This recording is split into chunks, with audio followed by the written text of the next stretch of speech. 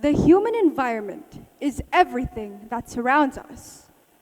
Our experiences, our memories, the spaces we live in, and the emotions we carry. In many ways, you could say, it's the invisible atmosphere that shapes who we are. And when we talk about growing up, our internal world, our mindset, our feelings, and our sense of identity shifts just as much as the world around us does. Now, right now, since I'm living away from my parents for college, I've often find myself contemplating. When you're a kid, you can't wait to grow up and have this freedom to be your own person, to do your own thing.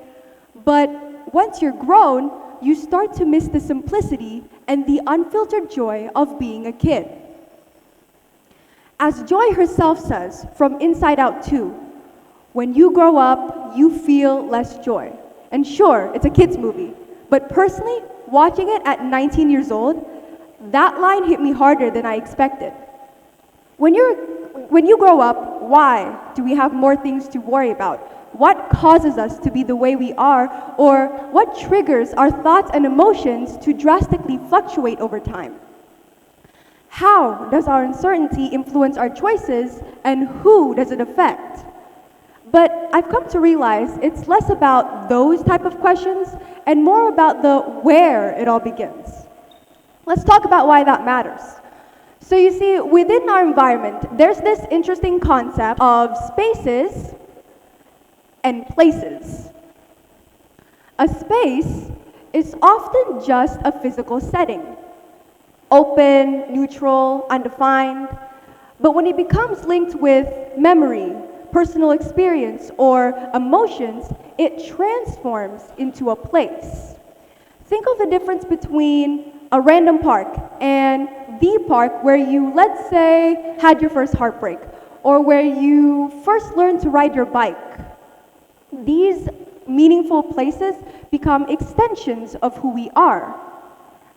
They reflect on how we feel, influence how we think, act, and contribute to our sense of identity. In environmental characterization, these places help tell us the story of someone's inner world. And as we grow up, the spaces we live in start to mirror us. They shape us just as much as we shape them. You know, as I was preparing for this talk, I had this random flashback years ago to when I was a kid living abroad in Australia. I would often tag along with my mother to go on grocery runs. And out of all the stores we went to, there was this one specific store that I always looked forward to going. Any guesses to what kind of store it is? Well, funnily enough, it was the Asian grocery store. At that time, I didn't know why I liked it so much, but looking back, I realized it was because of the Indonesian snacks. Because back then, every time I saw them, I felt nostalgic, like I was back at home again, sitting and eating those exact snacks as a kid. Because they weren't as accessible abroad, so for me, just seeing them in person was enough to make me feel connected. But okay, enough about the snacks. We're talking about the spaces here. What I realized is that this store wasn't just a store to me anymore. It became a place that was filled with memories. Emotions, and meanings. Because every time, even though we didn't buy anything there sometimes, I was still happy enough just walking through each aisle and pointing out the snacks that I recognized from Indonesia. And that's environmental characterization in action. Because even if the object was simply just food, my genuine excitement, my behavior, all reflected to the personal meaning that I had attached to the character of the place. Now, there's this interesting study by Schwartz and Quadros in 2017 about how our environments influence our decision making. In this study, participants were given the same questionnaire. One group answered in a relaxed setting, while the other group answered in a stressful one. What do you think happened in the results? Well, those in the relaxed setting boost mood, creativity, and memory, but they can also potentially lead to overconfidence. On the other hand, the stressful setting showed more careful and rational thinking. It's quite equivalent to when we're procrastinating on school assignments. Similar to how the study describes, when we're in a relaxed environment, we feel good and confident. We underestimate how much time or effort we really need. We keep delaying our work because we believe we'll finish it later, even though sometimes that's not true, right? So think about it. If we're placed in a more stressful environment, like in a tight deadline or a serious study space, we'd probably think more carefully and rationally, realizing, oh, I better do this now and lock in and procrastinate less. The main point is that understanding how the places around us shape our thinking and impact the quality of our decision making. And that's the concept of neuroarchitecture. So, what is actually neuroarchitecture? When we hear the word neuro, we automatically think of neuroscience, the study of the nervous system or the brain. On the other hand, when we hear the word architecture, we think of designing buildings in our environment. So when we put the words together, it's not that difficult to comprehend. Neuroarchitecture is the combination between neuroscience and architecture to study how our environments affect the human brain. And the goal is to optimize building designs to promote health, well-being, and productivity for all users. You see, our actions and reactions aren't as random as they might seem. Even when we think we're being spontaneous, there's often a trigger in our head that comes from the spaces we inhabit, whether it's a physical environment, a social atmosphere, or a cultural context. Our surroundings silently shape our thoughts, behavior, and emotional patterns. In fact, the field of neuroarchitecture shows that our environment don't just give us space, they shape us. They influence our moods, our decisions, and even the way we connect with others. This is why the way a space is designed plays a crucial role in guiding these responses. Now, let me give you a little quick visual example in the real world. In this video, you'll see a space that consists a regular set of stairs right next to an escalator. Let's watch it.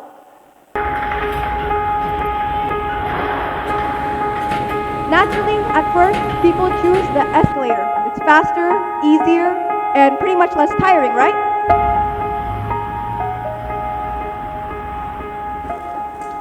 But watch what happens when the stairs are redesigned to look and sound like piano keys.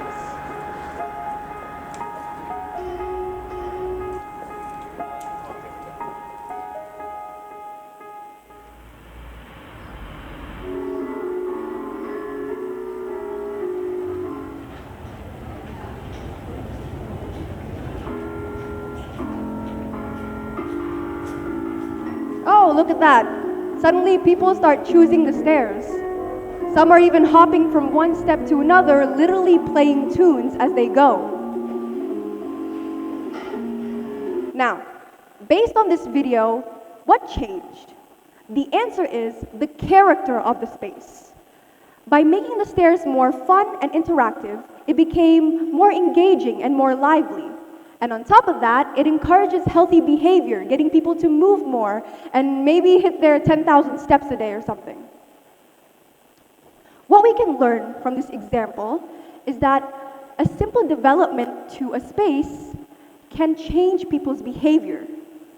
The renovation of the stairs triggered curiosity, fun, and even a sense of reward. The brain responded to this positive stimulation by making people want to interact with the stairs, even if it meant using more physical effort. This corresponds with neuroarchitecture because it proves that a design can guide people's decisions without forcing them. In this way, you can see that what we learn is not about putting up signs or making up rules. It's about creating spaces that naturally invite better behavior. For me, as an architecture student, it's important to recognize how environments like schools, workplaces, or public areas, anything that we design, can affect us psychologically. As for younger generations, it's important to understand the concept of neuroarchitecture from a young age because our surroundings shape who we become. From childhood to adolescence, the environments we grow up in influence our decisions, our habits, our emotions, social behavior, and even the way we see ourselves. This directly impacts our character development. As we get older, it's important to realize and create spaces that reflect and support our evolving needs, places that help us innovate, relax, focus, and even connect with others. In this way, neuroarchitecture isn't just about buildings, it's about building better people, starting from the spaces they learn, live, and grow in. Environments have the power to impact our psychology. And with this, how do we want to implement neuroarchitecture in everyday life? Well, it's not rocket science. You don't need to be an architect or a scientist to do it because there are spaces all around you. But here's a simple start me, is to imagine yourself as the person who will use the space. With this mindset, you can design whatever you want. You want to design classrooms, hospitals, or even your own bedroom. Ask yourself first, how would I feel in this space? With this mindset, you gradually begin to make more thoughtful and human-centered decisions because you see the spaces from the user's perspective. It's not just about aesthetics. It's about creating spaces with empathy, awareness, and care for both the body and the mind. Now, environments have the power to lift us up or bring us down, to heal us or harm us, all depending on how they're shaped. There's this famous psychology study called the Stanford Prison Experiment in 1971, where a psychologist named Philip Zimbardo turned a basement in Stanford University into a fake prison. The students were assigned roles to be either guards or prisoners, and the guards were told to run the prison for 2 weeks, but weren't allowed to physically harm the prisoners. But things start to unravel. Within just a few days, the guards became verbally aggressive, and the prisoners became passive and distressed. Originally, as I said, the experiment that was meant to last for 2 weeks was shut down after only 6 days. The point of the study is to see how people act when they are given power or when they are made to follow orders. The shift in the students' behavior was not because of their personalities, but because of the environment they were placed in. In neuroarchitecture terms, the idea is that our surroundings, such as building designs and urban spaces, can affect us internally. And what we can learn from this experiment is that architecture and space design have a strong impact on human psychology. So, based on this example, why is it that positive neuroarchitecture doesn't always work in real life? Well, there are a lot of reasons for this, but I'm going to narrow it down to only 2 reasons. Number 1 is lack of awareness and education. This is where designers, urban planners, or even clients aren't fully aware of what neuroarchitecture is or how it can benefit people. It's relatively an unfamiliar field, so it hasn't yet been developed into a standard practice in the architectural aspect. This gap means that many design projects failed to create opportunities that create environments on a neurological and emotional level. Number 2 is apathy and misplaced priorities. In this scenario, some people are aware of neuroarchitecture, but they still choose to prioritize profit, speed, aesthetics, and efficiency over comfort. If we neglect the emotional impacts from our environment, the result can be bland, disconnected, or even arise harmful environments. So, despite first, lack of awareness, and second, prioritization, we can learn that it's important to understand the correlation between our environments and our mental state is crucial. Neuroarchitecture offers valuable insight into design choices that impact our emotions, behavior, and overall well-being. If we want to build a better future, it starts with building an environment that supports growth, happiness, and meaningful connections. Because in the end, the question isn't about where we live, work, and interact. It's about how we create spaces that shape who we become and derive a better quality of life for all. Thank you for coming to my TED Talk.